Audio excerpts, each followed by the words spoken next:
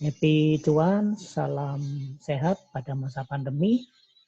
Baik, pada siang hari ini saya akan mencoba membuat video analisis harian IHSG dengan metode bandarmologi pada saat sesi istirahat IHSG.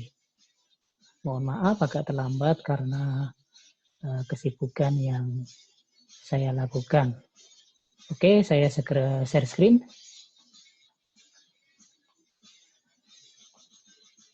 Oke, sudah terlihat ya bahwa memang seperti yang saya sampaikan kemarin,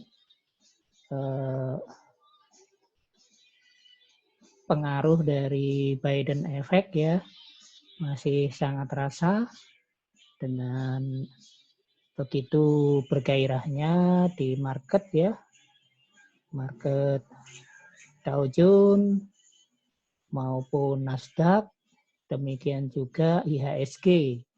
IHSG rupanya sudah masa-masa untuk bull run.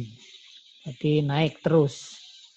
Seperti yang saya sampaikan, kita bahas emitennya ya, rupiah juga sama, lagi perkasa, dan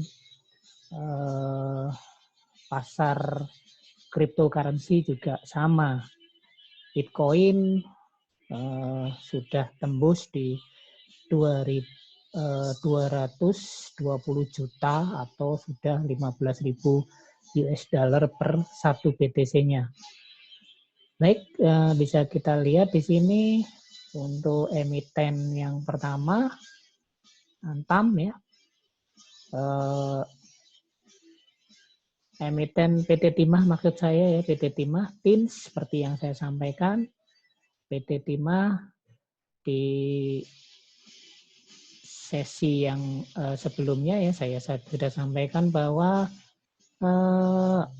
di hari kemarin kalau nggak salah ya, dia akan tembus di level psikologisnya, dan benar kemarin menembus level psikologisnya 1000-an, dan kemarin ditutup pada 1050. Bisa kita lihat di sini sentimennya, sentimen buyer biru, berwarna biru yang menguasai pasar. Kemudian di hari kemarin ini ada volume perdagangan yang cukup tinggi untuk pembelian PT Timah. Dan ini bisa dilihat atau bisa dilihat realitanya di candlestick. Candlesticknya berwarna hijau dengan body yang cukup besar dan tailing ya, berarti ini sampai ada ekor yang di atas, berarti dia sudah tembus di 1100-an ya, 1100-an lebih kemarin itu, kemudian harganya diturunkan. Ya, kalau bisa kita lihat di sini untuk indikator bandar menunjukkan bahwa bandar melakukan akumulasi. Jadi untuk PT Timah bisa di hold, untuk yang sudah beli dari awal bisa di hold untuk ambil take profit menunggu reaksi dari pasar ya. Jadi kalau kita lihat di sini bandar masih ada di PT Timah dan melakukan akumulasi, belum keluar, jadi masih aman. Lanjut ke emiten dengan kode ERA. Ya, ERA Jaya sengaja saya ambil karena beberapa hari ini beberapa analisa saya tidak menyertakan ERA ya. ERA Jaya ini adalah suatu perusahaan yang memiliki retail di bidang penjualan handphone ya, ERA Phone, dengan gerai yang cukup menyebar di seluruh Indonesia. Dan kemarin dengan isu IMEI ya, isu IMEI, maka ERA Jaya atau ERA Phone ini diuntungkan karena beredarnya HP atau smartphone black market bisa diminimalisir, karena untuk HP-HP yang IMEI-nya dari luar negeri akan diblokir Sehingga ini menguntungkan bagi emiten ini. Jadi bisa kita lihat di sini ternyata ada pertarungan yang keras antara seller dan buyer. Volume perdagangan juga tidak terlalu besar. MACD masih aman berada di atas 0 dan tetapi candlestick-nya 2 hari ini candlestick bearish dan dengan tanda arrow brown arrow dan red arrow yang mengarah ke bawah. Kalau kita lihat di indikator bandarnya, bandar melakukan distribusi ini, jadi masih aman menurut saya karena distribusi dilakukan untuk mendapatkan harga yang lebih murah. Lanjut ke emiten berikutnya, ACE ya, dengan kode ACE atau ACE Hardware. Ini juga sama, kemarin ada isu yang mempengaruhi fundamentalnya ya, tetapi ternyata sekarang mulai awal November naik ya, ada isu yang kurang jelas ya, isunya itu apakah hoax ataupun asli ya, karena ada tuntutan pilot dari ACE Hardware. Ini bisa kita lihat di sini buyer menguasai pasar sejak November, kemudian volume perdagangan juga tidak terlalu tinggi ya. Setelah di Oktober dia tertempa isu untuk dijual ya, atau bukan dijual ya, resiko pilot dan ternyata tidak terbukti. Nah, bisa kita lihat di sini MACD berada di atas 0 dan mulai November dia sudah dalam fase bullish trend. Kalau kita lihat indikator bandar di sini menunjukkan bahwa ada garis hijau ke atas ya, itu artinya bandar melakukan akumulasi sehingga harga terkerek naik. Jadi cukup prospek untuk ACE Hardware. Kemudian yang berikutnya Tower. Saya sengaja dengan kode TWER. Saya sengaja juga mengambil emiten ini. Emiten ini bergerak di bidang tower untuk komunikasi ya, jadi untuk digital communication, data dan sebagainya. Ini bisa kita lihat, ternyata baru saja seller menguasai dan volume perdagangan cukup tinggi. Ini volume yang dominan di penjualan ya, dominan di penjualan. Kemudian kalau kita lihat MACD juga mulai mendekati 0 dan ini baru saja mengalami candle bearish yang cukup besar ya penurunannya. Nah ini jadi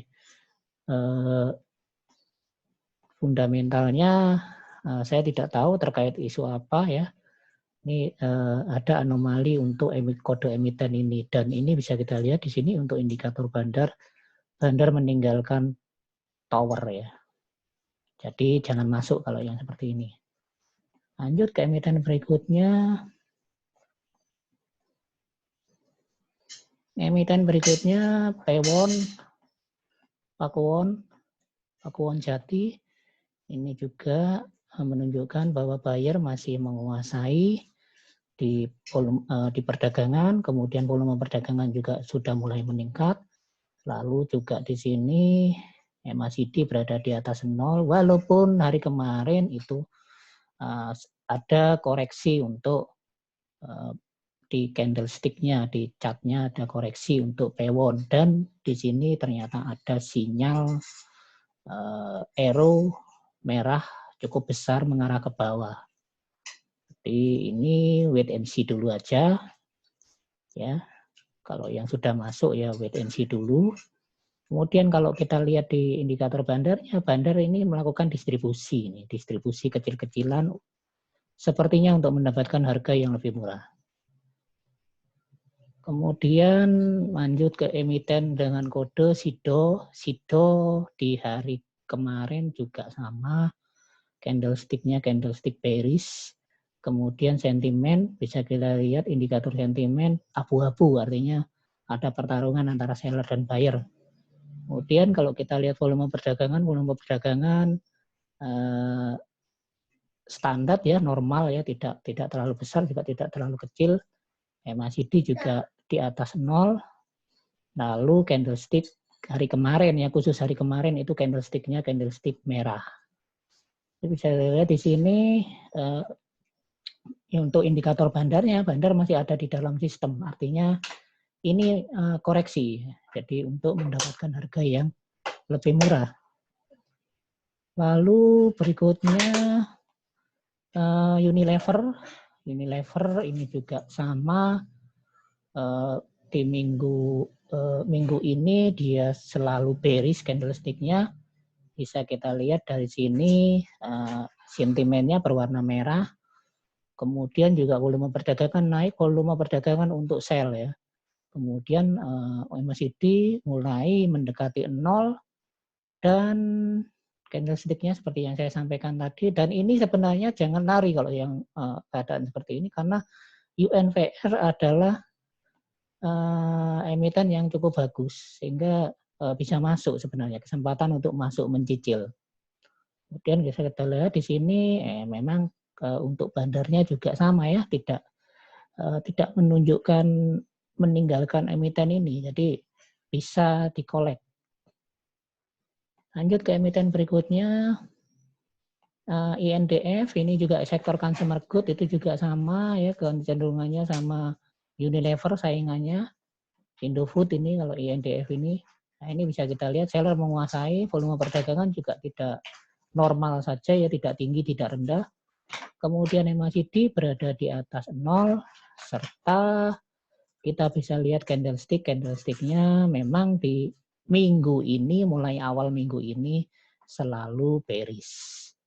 Dan ini sama juga ternyata di sini untuk indikator bandarnya, bandar masih ada di dalam sistem, bandar melakukan distribusi untuk mendapatkan harga yang murah. Sama ya untuk INDF, sebaiknya jangan takut dengan pasar yang kecenderungan yang seperti ini justru saatnya untuk masuk. Lanjut ke emiten berikutnya.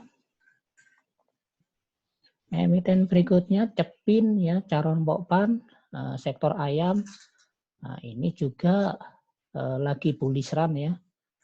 Ini bisa kita lihat di sini sentimennya berwarna biru, artinya buyer menguasai pasar, kemudian volume perdagangan juga tidak terlalu besar. MACD masih berada di atas 0 dan karena sudah bullish run, ya ini saatnya untuk koreksi nih untuk Cepin. Sehingga bagi yang sudah cukup ya, sudah cukup kolek ya bisa di TP. Tapi kalau jangka panjang ya di hold saja. Kemudian kalau kita lihat di sini untuk indikator bandar menunjukkan bahwa bandar melakukan akumulasi sehingga harga terkerek naik. Lalu emiten yang berikutnya Bank BRI ya, Bank BRI sudah kebalik ke harga sebelum pandemi kemarin. Memang sangat signifikan ya kenaikannya untuk Bank BRI ini. Nah, ternyata dia membuktikan bahwa salah satu emiten big cap yang termasuk unggulan untuk BRI ini. Bisa kita lihat di sini sentimen berwarna biru, kemudian volume perdagangan 2 hari ini naik pesat ya, volume perdagangan yang dominan beli itu. Kemudian MACD dibuktikan dengan MACD-nya yang semakin memuncak ke atas 0. Lalu bisa kita lihat di candlestick. Nah, candlestick-nya bahkan dari awal minggu serta minggu kemarin itu selalu candlestick bullish. Lalu kalau kita lihat di indikator bandar menunjukkan bahwa ternyata bandar melakukan yang namanya akumulasi sehingga harga terkerek naik. Lanjut ke emiten berikutnya. Emiten berikutnya Bank Jatim. Bank Jatim ini juga sama dalam fase bullish run ya. November menunjukkan sentimennya berwarna biru, artinya buyer menguasai pasar, kemudian volume perdagangan juga normal. Kemudian bisa kita lihat MACD-nya berada di atas 0 dan dia sudah beberapa hari ini candlestick-nya adalah selalu hijau terus, artinya bullish run. Bisa kita lihat untuk indikator bandar menunjukkan bahwa ternyata bandar melakukan akumulasi sehingga harga sudah tembus di atas 600 ya untuk Bank Jatim. Kemudian emiten berikutnya yang sengaja saya ambil juga sedikit berbeda adalah kode silo atau ini membawai rumah sakit Siloam. Ini bisa kita lihat di sini silo ternyata ada pertarungan antara buyer dan seller, volume perdagangan normal, kemudian MACD masih di atas mendekati 0, dan untuk candlestick-nya candlestick merah. Ya, candlestick-nya candlestick merah. Kalau kita lihat di sini bandar, ternyata bandar masih ada di dalam sistem. Artinya bandar melakukan distribusi ini untuk mendapatkan harga yang lebih murah. Seperti kita ketahui, emiten yang membawa rumah sakit ini juga cukup prospek ya untuk jangka panjang karena adanya pandemi ini sehingga rumah sakit menjadi incaran. Oke, itu saja yang bisa saya sampaikan, informasi edukasi analisa saham di IHSG. Semoga apa yang saya sampaikan bisa memberikan manfaat buat Bapak, Ibu, dan Sobat Investor sekalian. Sekali lagi, disclaimer mode on, keputusan yang Bapak Ibu ambil semata-mata tanggung jawab Bapak Ibu sekalian karena channel ini sifatnya edukasi. Jangan lupa klik subscribe dan like dan klik tanda lonceng untuk keberlangsungan channel ini ke depannya. Terima kasih, salam cuan, salam sehat pada masa pandemi.